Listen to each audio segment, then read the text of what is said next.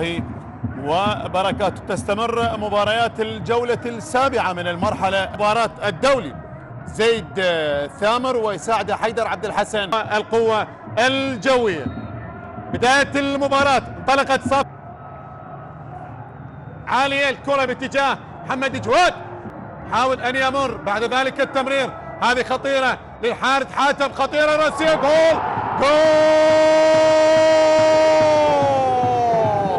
جول الصقور، هدف للقوة في المباراة. وبالتالي هنا كرة هيثم الجويني، الحالة السليمة، ما فيها حالة تسلل، بينما هنا الضربة أول أهداف المباراة.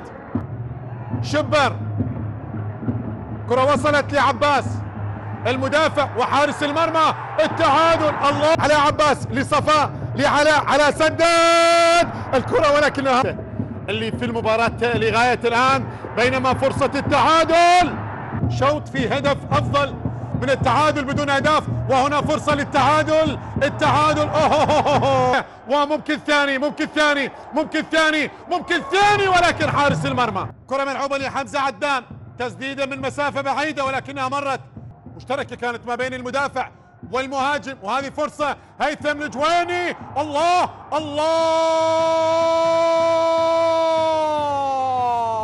سجل القوة الجوية بقدم يسارية.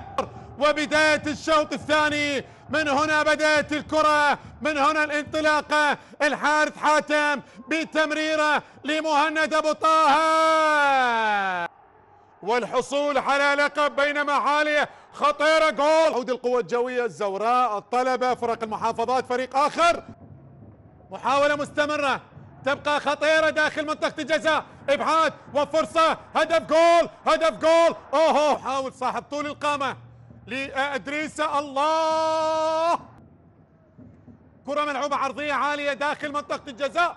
النجف هنا في ملعب النجف الدولي، تأتي الصافرة للنهاية الكاملة.